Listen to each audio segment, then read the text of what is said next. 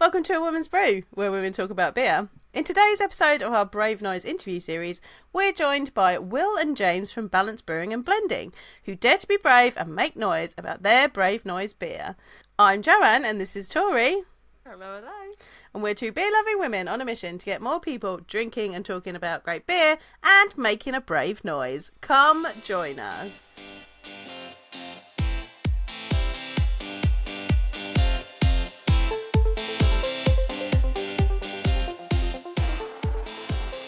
Hello and welcome to Will and James from Balance.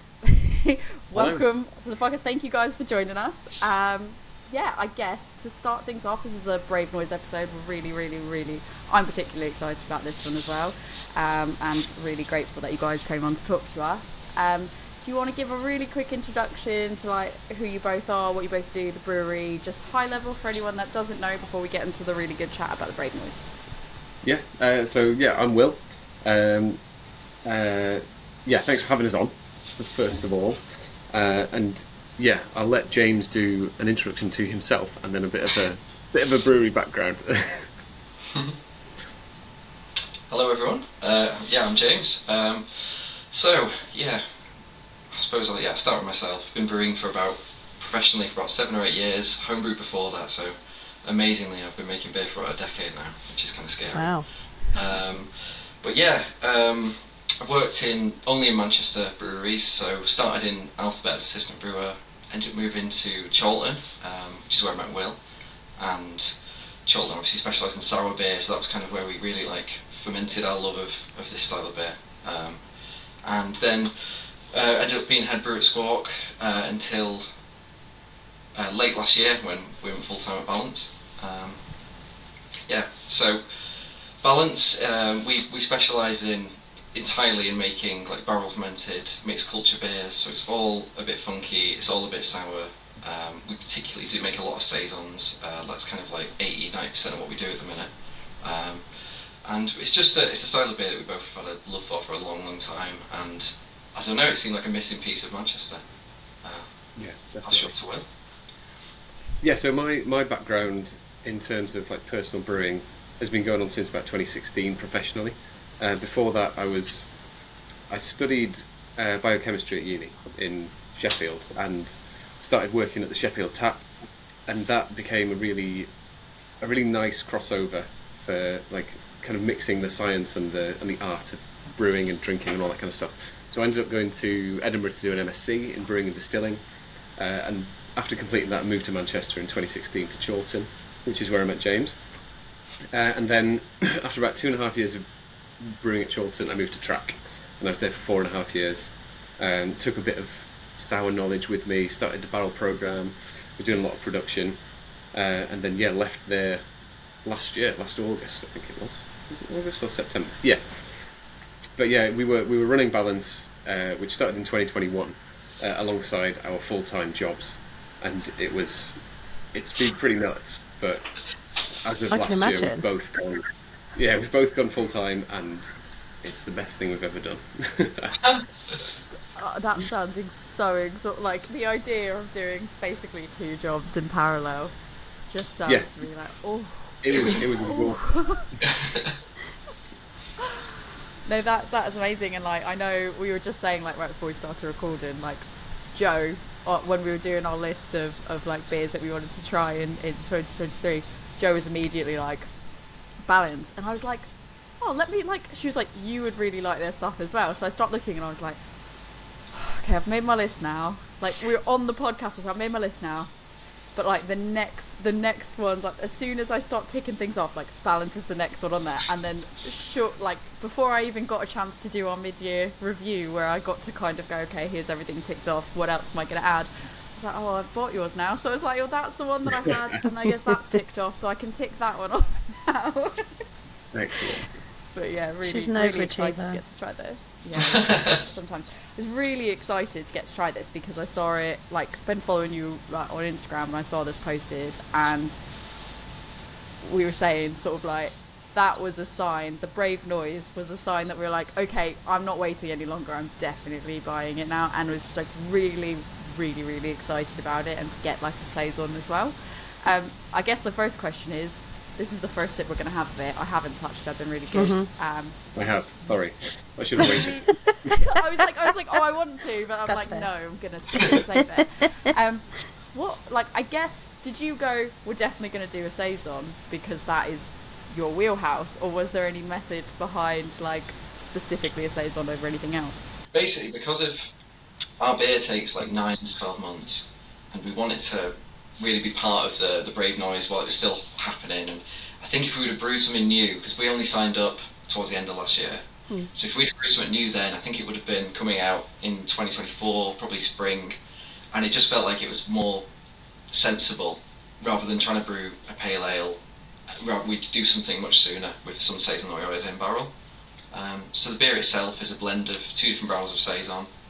It's had a much heavier dry hop than we usually give our beers, with 2 UK hops, Bramley Cross and UK Cascade. We wanted to keep some of the spirit of the Brave Noise kind of pales, where it's, you know, a dry hopped pale. We wanted to like bring that across, increase the hopping rate, but still be very balanced. Like, I don't think we could brew a pale ale. It smells amazing. I was going to say, it smells amazing. Oh. I'm going in. Yeah. Like, I guess, do you want to talk a little bit about sort of the tasting notes of what people should be getting when they have this particular blend? Well, yeah, I mean, the barrels that we chose were sort of a lot tarter than our saison de maison, which is again a saison base, but we tried to have it a little bit more approachable in terms of the tartness. The tartness in this is a little bit higher than we usually go for, which we thought would counterbalance that higher dry hopping rate a little bit better. It still has that really nice sort of lemony, grapefruity pithiness that we usually have with our saisons, but with the added Bramley Cross and UK Cascade in particular, that really adds that almost like piney, resinous American hoppiness to it, and that just amplifies up with the tartness. I think works really well. Beautiful. Like, this is beautiful. I like the tartness because I think, like, I love a saison, love a sour beer, love like the tartness in a sour beer. I feel like you get that tartness, which is really great, and just like you do, like you said, it's exactly as you said. There's like that lemony like pithiness to it. Like, I feel like this is something that I could have paired really well with like dinner. Like, I feel like, you know how people would open up a bottle of wine? I feel like this to me is like the equivalent of what people that have a bottle of wine with dinner must really enjoy. It's like, this is just, that's the excitement and the feeling I get from this. Is really nice. It's beautiful. Really enjoy it. And like, it's got a really nice bit of funk in there as well, which is just gorgeous. Yeah. Oh. And kind of with all of our beers, we release everything relatively young. I mean, things have been in barrel for 10 to 12 months, and then it's been on dry hops for about a week and a half, and then in package for about 3-4 months, maybe more. So it's relatively fresh in the grand scheme of things in terms of our style of beer. But over time that will develop and get a bit more funky. It will improve with age, hopefully, and just develop. That's the beauty of this kind of beer. So we both bought the 2-bottle pack with the glass. By the way, the glasses are absolutely gorgeous as well. I love it. People It's need to my come and see the favourite video style of glass 'cause I feel to see fancy. this glass. Now, Tori got, because you only did, there was only 139 bottles, right? So they're numbered. Yeah, I told Have you you told this right them? before Yeah. you started recording. Yeah, I'll let you say it for the recording. So- I was just like, So we both got the 2-bottle pack. Tori got bottle number 1. I got bottle number 2, and then I've opened number 11. And what was your other one? Did you get 13? 13, which is like my lucky number. So I was like, yes. I'm gonna, So we- this is like amazing. We decided we'd put 1 and 2 in the cupboard to age a bit. So we've got those, but we thought that was hilarious. So we ended up with bottles 1 and 2. It was great because I was saying before we recorded, I messaged Jo like, "You'll never believe this. I got bottle number 1," and she was like, "You'll," and I sent her a photo, and she went, "Well, you'll never believe this. I've got bottle number 2." And then my husband was like, "How did you manage? Like, how did you arrange that?" I was like, "I didn't." I was like, "It's just like," I was like, "What's happened?" Because he's like, "Did you get 1 and 2?" And I was like, "No, I've got 1 in 13 out of all the numbers." And I said, "It's probably just that they just like get selected, and I just happened to get that box." And he was just like, "That's amazing." Yeah. I was the one packing the orders, and I put all the glass packs to one side and then just labelled them up. So it was a massive coincidence. Totally random. Yeah, I was Totally just like, random. oh my god, that's incredible. So that was a fun little thing. But to bring it back, I guess, what made you want to get involved in Brave Noise? So from obviously when everything came out from Brienne, it was a bit of a sort of startling thing, but I think it felt quite distant almost.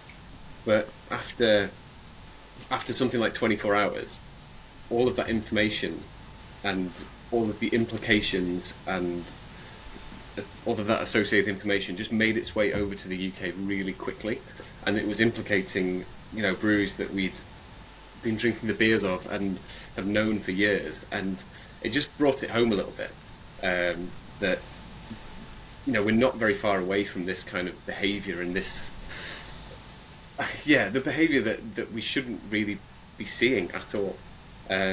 So that led us to think we want to do something with this. Brave Noise, as a response to that, really aligned with our values. It's something that we really want to to push forward with, and to be proactive in supporting our allies and helping to kind of spread awareness of what happened, and hopefully create and curate like a positive change within the industry. I love that. Yeah, I mean, it just seems like a really vital movement. Like, I don't know how something had to happen in response to everything that came out, because I don't know, we all should be absolutely disgusted that this shit all this shit goes on, and yeah, it's just really it's nice that there's some positive action that's come out of all these horrific stories. Yeah.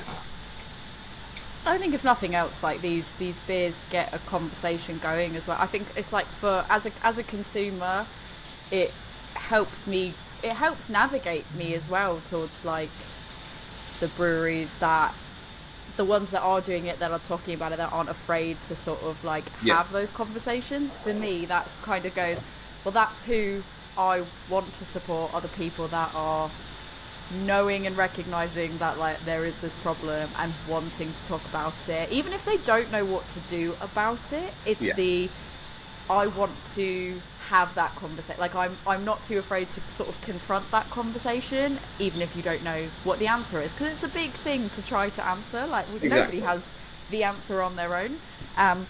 So I think as a consumer, like for me, somebody putting out a Brave Noise beer is like one way to signify to me that it's like, oh, we're on the same wavelength, like that. My politics align with that brewery and I definitely want to do that. But also it's a conversation starter as well. Like, do you find that if you're, out and about, like attending events or just having conversations with people, like have you had a lot of conversations around this beer? Yeah, there have been. Yeah, so we were at, a couple of weeks ago, we were at the Block Party, which is like a collaborative day of fun and festivities with Track, Cloudwater and Sure Shot. And we were pouring up at Cloudwater, and we took a few bottles of Brave Noise to pour throughout the day. And people asked about it. We had it on the table, and it did bring about those conversations, and like, beyond just being a beer, like what is it? And even if somebody just wants to try it because it's something different they've not seen before, you can give them a sip and then go into like, oh, this is our Brave Noise beer, by the way. This is what Brave Noise is. This is why we're doing it, and this is what we're doing with the proceeds of this. And it kind of naturally just leads into a conversation. Yeah. That leads us quite nicely into what is the cause that you're supporting with your Brave Noise beer? So yeah, all the profits are going to hospitality action. We felt it was like really relevant at this moment to support a cause that helps the hospitality industry. I know, like personally and otherwise, people that have really suffered from the lockdowns, like decreasing hours, just redundancy, and just the general cost of living crisis. It's just been an awful time for people that are on lower wages. So hospitality action in Manchester specifically, they've like given away in grants and like helpline support, like 121,000 in the last 3 years, which feels like a massive amount, and obviously it's been vital for certain people. And it's gone in like hardship grants, cost of living grants, counselling, and a helpline. Like they offer like mental health crisis support. So if anyone's listening and needs to access that, there is somewhere to go, specifically for the hospitality industry. In regards to sort of the brew day, did you have, just out of sheer curiosity, like as you say it, did you have anybody that like came down to that brew day, or was it very much like sort of like just you guys doing the brew day on it? Like what was that like? It was us. So what we did was, we didn't have a specific brew day for this beer, but what we did was have a blend day, where it was nice. Myself and James, and we tasted through barrels, and we came up with blends and dry hopping sort of regimes and concentrations that we thought would be good for this beer, and that kind of aligned with what it was supposed to be, like an American pale ale style. So we went through that, did the blending, and the process itself differed because we split the beers in two and dry hop them slightly differently. So it's something that we haven't done before at such a dry hopping rate, and then we followed our normal process, which is about a week and a half on dry hops, and then primed just with prime and sugar, and then into bottle for, I think it was 3 months before, 3+ months for conditioning and just coming together. Yeah. How do you feel about that process? Like, is that something that you'd do again? Because you said that you haven't dry hopped to that rate before. Is it something that you'd do again after doing it with this one? Yeah, I think so. Yeah. it definitely adds another string to our bow, I think. In terms of different beers and different flavours that we're wanting to get, we've got the saison de maison, which occupies a very sort of drinkable part of our lineup, and then we've got something like this, which is a little bit more, like I was saying before, a little bit more acidic, a little bit more hard hitting, and can just take a little bit more dry hopping. So this kind of style and this method of doing it as well, where we used both pellet and leaf in conjunction with each other, has a really nice place, I think. Yeah, I think in terms of making this style of beer a bit more approachable as well, I think focusing on the hoppiness and stuff like that can be quite a good way to, like, if someone's like, oh, I love a pale ale, I love an IPA, how do you find that crossover in a beer that is produced with the same ingredients but so differently? It's people that aren't into or haven't tried like sour funky beers before. It's a really nice way to be able to go, look, there are some like similar flavours, and I think it's a nice entry point doing like a hoppier beer that I think we'll definitely do in the future again. Yeah, I'd definitely say this is a nice entry into those for people that like that sort of thing. Like we talk about that fairly regularly, about how you can get people into sour beers or funkier beers, and it's so drinkable. I think it's a nice entry for people. I think it has that little bit, like you were saying earlier, Joe, that little bit of like funkiness and stuff, that if somebody's not used to something funkier, it is not an overwhelming level of funk. It is like a very approachable level of funk where you can give that to someone. And like there are some times that there are certain beers that are more like funky, that I love, that are the more like out there, mixed, firm, like craziness, and then I've got to be like, this is like, they'll go, which beer in this place do you really like the most? I'm like, this one. And they're like, I want that. And I'm like, hang on a minute. Whoa. I feel like I should caveat with a warning. Like when it's someone that doesn't necessarily drink beer, I always feel like I'm going to go, let me caveat that with a really quick warning before you then go and get like a half of a pint of that or something and start drinking it. And I'm like, no. It's like, I feel responsible for that. But this is something that I feel like I could very easily give to some of my friends that they aren't as into beer and they want to try different things, and I feel like they could have this. And even if they go, that wasn't for me, that's not a style that I particularly like it's approachable enough that they could appreciate and see that it's like well made, and they could go, oh, I can see why you would like something that is like that. It is just very easy drinking. Like I've already poured a little bit more of it because it's so hard to like not. It's really easy to drink. Yeah. Back to the Brave Noise conversation. Are there any changes at the moment that you feel currently that you would want to see being changed in future going forward? Like, I know that we've obviously made a lot of progress so far in the last year or so, but there's still sort of a lot more progress to be made. Are there things that you would like to see in the industry at the moment?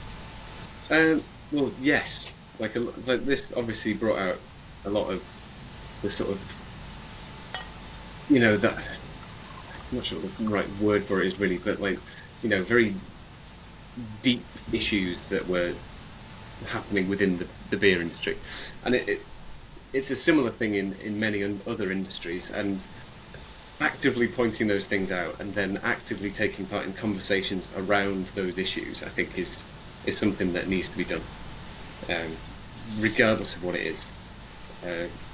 Yeah. A big part of that, I think, is one thing it made us look at was establishing like a code of conduct and like a reporting scheme for, if people do have issues. And obviously we've not got a tap room yet, but we want to make that as inclusive space as possible when it does open. So I think just establishing that code of conduct, and saying that, and on that code of conduct at the bottom there's a way, offer an email address where people can report if there is any issues. So hopefully just having that there rather than no mention of it, no ignoring it as a possibility, hopefully makes what is already a really difficult act to report something a little bit easier. At least shows that people are thinking about it. So I really hope that breweries that haven't already established a code of conduct do so.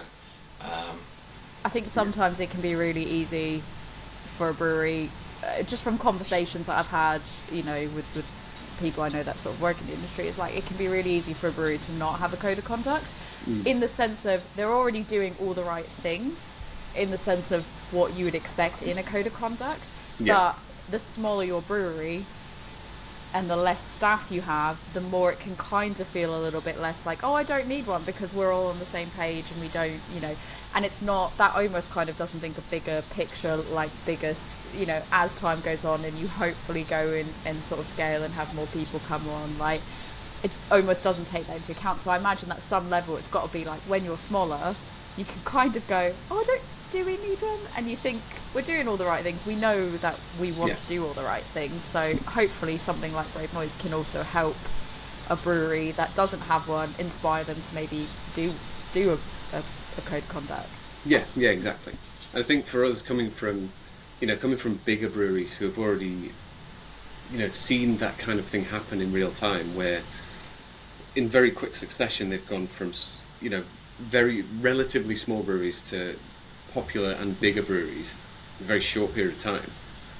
Those things happen very quickly. So if you don't, for example, have a code of conduct in place, an expectation of what your staff should act like, then there's a potentially a risk for when you grow, it just not filtering into every member of staff. Like, yes, the people at the top may know what's going on because they've talked about it when there were just two of them, like it's just me and James. But then you need to have that clarity of information where it gets to every part of the business, and especially in craft beer, where it can, if you become popular, then you can go really, really quickly. You have to sort of put that in place, and I think coming from bigger breweries, we wanted to put that in place at this stage, so that when we do grow a little bit, it might not be massive, but we'll grow a little bit, we can have that information ready to go, and people can read it, and it's obvious and clear.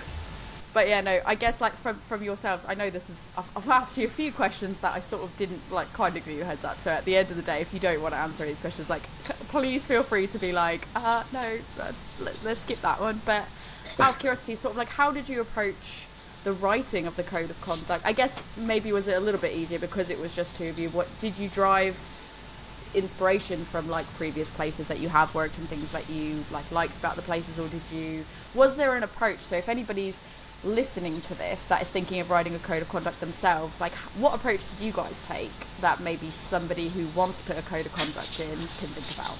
That's a great question. We looked around at like a lot of other breweries' code of conducts, because I feel like you want to see what everyone else is saying. I think a lot of people have done it in response to Brave Noise as well, which was good to see. So we we did look at tracks. We looked at Unity had a really, really strong code of conduct, and we as you said, like we took the bits that we liked. We wanted to keep it like fairly concise, just to get as much in a small amount of words as possible, and yeah. So I think just taking inspiration and reading what other people are doing can definitely help. I'd recommend that as a good starting point. That's a really good tip. Yeah, that's all I've got to say. Though. Perfect. Are there any sort of anything that you have on the radar coming up that is kind of like things you're doing to sort of add to the conversation going forward? Like, is there anything that you're doing already that you're like, these are changes that we wanted to see and these are things that we've implemented within the brewery? I mean, so recently things have been very busy getting ready for the tap room. There are a lot of ideas, there are a lot of proto ideas. There are a lot of, we're involved in different circles within our lives, and we want to include influences from those different circles, and it's about trying to find the right way to implement those things, and get people's voices heard. So yeah, there are a lot of ideas. I think it's just about trying to find the best way of implementing them. Yeah. I think we'll have the ability to do that a little bit more with the tap room. At the minute, we don't have our own space, so I think Brave Noises and establishing a code of conduct is not the limit of what we could have done, but we didn't have this opportunity to support initiatives like to do, I don't know, to try and do particularly inclusive or other kinds of charitable events or whatever. So yeah, hopefully the tap room, we want to make it a discrimination-free, inclusive place, and yeah, I think events like that would really be a part of that. Do you want to tell us a little bit about the tap room as it is coming up? I saw the post about it today. Yeah, so the Balance tap room will be opening on the 12th of August. Exciting! That is amazing. Yeah, so it's at the moment it's still a bit of a shell, but all of the fit out is currently, all of the bits of wood are being chopped out, and then next week everything's just going to slot into place like a jigsaw puzzle. And then the following week we'll do a little bit of tidying up, a bit of painting, and yeah, it'll be open and ready to go that weekend. Amazing. But yeah, it's going to be a really nice addition to the Manchester taproom scene. I think it's different from any other taproom in Manchester, and it brings something that you just cannot find in the Northwest, I think. Yeah. What's both of your favourite parts? Like so far, what do you foresee being your favourite thing about that tap room? Ooh, I think we've been working with On the Brink, Gareth from On the Brink, and his plans for it are just incredible. So it's got a kind of a mixture of a kind of an old school pub vibe and a Belgian beer cafe, and it just sits like perfectly in between the two. Like it just feels really nice. So there's like a mixture of tradition and not, and there's so much wood and oak particularly that's just going to be around, which just seems to fit perfectly with all the barrels, obviously. Yeah. So yeah, I'm really looking forward to that, and particularly having like schooners of saison. I feel like that's kind of going to be the measure we serve, and I'm really looking forward to like giving people like, I don't know, people used to this kind of beer being like in a small, however nice it is to drink this kind of beer in like a third. I quite like the idea of a 2/3 measure, like a proper drinking beer, which is the saison amazing is meant to be.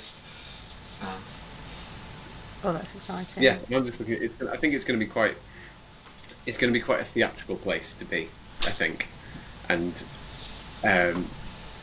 it's going to give us a lot of scope to do events that we've wanted to do. We're going to be opening up as like a gallery space, event space, where we can let our imaginations run wild with the things that we've wanted to do for literally years. Yeah. That sounds amazing. I think that I was just trying to work out when I'm next in Manchester, and I don't think it's until. I was just like, I've never been to Manchester. Like, I've literally never been to Manchester, and I was like, not that I've never wanted to go.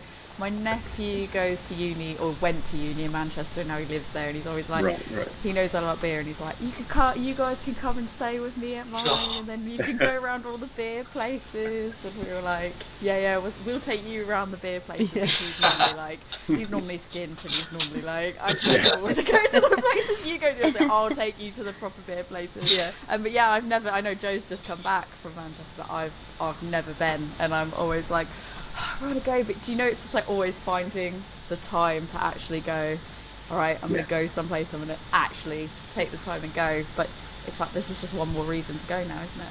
Yeah. Well, exactly. Yeah. Sounds amazing. So I'm like, this is the perfect reason to go. It's going to be great. I'll let you ask the final question, Joe. So, are there any messages that you'd like to send to other breweries that might be considering doing Brave Noise, but they're not sure if they should do it?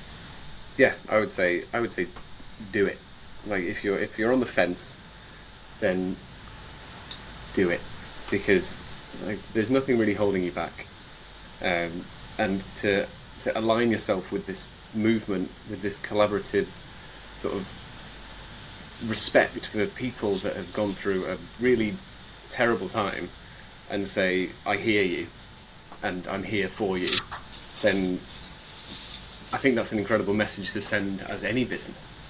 And if you have the power to do that, then you should use it. Yeah. Look at who you stand with. You know, I don't think we're ever going to reduce or eliminate discrimination without us as individuals. It has to come industry-wide, society-wide. It has to come by taking initiatives together. So I think it's really important to do the Brave Noise beer, and I'd encourage anyone to. Yeah. I love that. That is amazing. Yeah, I think that was the last question. So I guess, do you want to plug your socials? Anything you want to plug before we sort of sign off? Well, we talked about the taproom, but we could plug that once again. 12th of August, be there. So we still do have some Brave Noise in stock online. We'll have some available at the taproom, and we are thinking about doing an event specifically sort of centered around Brave Noise, because we have some held back. So that is TBC, but that will be upcoming in the not too distant future. I might definitely need to make the trip to Manchester then. That'll be just like this beer. I'll be like, well, that's my sign. Yeah. Just follow that star. Yeah. Obviously, we'll link to your socials and to the hospitality action. Yep. We'll link to all of that, and people should go check you guys out. Get the Brave Noise beer before I go and buy all the remainder, remaining bottles of the Brave Noise beer. This is so lovely that I have finished a lot more than I probably should have in a 30-minute period. But thank you guys so much for joining us. And thank you. It's been really hard to not ask you just like general brewery questions. Yeah. So I'm like, keep it Brave Noise, and I'm like, I really want to ask more, but don't. So hopefully we get to talk to you guys again, and really excited. Good luck on the taproom opening. It's going to be amazing. Thanks very much. Thank you for having us. Anytime. This beer, though, fucking beautiful. It's so good. I've only got a tiny bit of the bottle left. It's a 750ml bottle, people. The video, I've got this glass and that. Yeah. And that is it. And the glasses are absolutely gorgeous. Like, it's if my you favourite type of beer glass. If you want a fancy beer glass, go to Balance and buy one of their glasses, because it's light. It's got a lovely skinny stem. Like, if you're clumsy and you knock them over, don't buy this glass, because it's obviously emotional. The stem is really... It is a thin stem, like, comparatively. So, yeah, it probably is emotional. But it makes you feel fancy AF, so... These are like, so I really like Tekus in general, but like these ones are my most, I feel like this style just makes me feel the most fancy, and I like using it the most. Proper wine glassy. Because it's like wine glassy, it makes me feel like I'm just a classy, sophisticated person having a classy, sophisticated drink. And I am, actually, because this is a classy, sophisticated drink. But, yeah, I definitely, like you said, if you're if you're prone to breaking glasses, it might not be the one. I would actually recommend you go on, you buy the 2-pack of Brave Noise with the glass, because you get the glass and you get the 2 bottles of Brave Noise, and do what we're doing, which is basically drink one, age one. Because that's what I'm actually the most excited about doing, is being able to be like, we've had this one, we know how it tastes now. It's beautiful. What's going to happen when it's aged? So on the bottle, it says, bottled on the 8th of the 2nd, 23, best before the 8th of the 2nd, 33. Like, I don't know if I can hold off till 2033 to drink it, but we'll see how it goes. Might have to get another bottle. Because it's beauts. Bretted saison with Bramlin Cross and UK Cascade. Gorgeous. Pithy. Like, it's got that little funky Bretty note to it. Lemony. Little bit of, like, earthy bitterness. I feel like there's that nice tartness as well that hits the back of your mouth. So good. Like, right by your molars. Yeah. Like, there's that little sharpness to it that is just... Gorge. Oh, it is absolutely beautiful, and I only wish that I was outside having a picnic. Like, I feel like this would be like a lovely outside picnic beer. Like, you have your little cheese and your little like nice little picnic cheese food. Oh, see, I do picnics different than other people do, and I feel like I'd want to have like charcuterie. That's my idea of a picnic. And so, like, for me, I'm like, oh, that in the sun with this would be beautiful. I don't even care. Like, it's a rainy, rubbish day here today, and I'm like, I'm inside. It's raining outside. I've got my bottle of saison in my fancy glass. I'm feeling good. I think what I think is really great about this as well. So, as we said during the episode, it genuinely was really difficult not to want to deviate and ask questions. Like, I mean, it's a Brave Noise episode, so we really try to stay on and specifically go for the Brave Noise questions to not deviate away from that conversation. But it's so hard not to ask about some of like the other interesting things that they were saying about sort of like the blending day and how that process is in general. I was like, I've just got questions on how that goes, full stop, before we start talking about the dry hopping and anything else, and like just really interesting stuff to dig into. But I think what's really cool about this one, it's like where it is sort of one that you can age.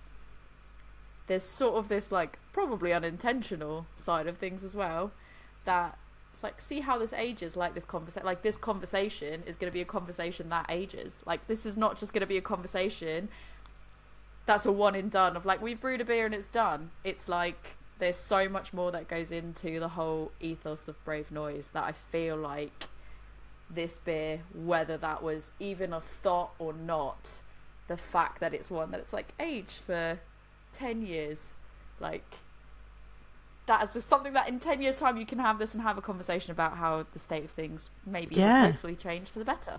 That's a really good point.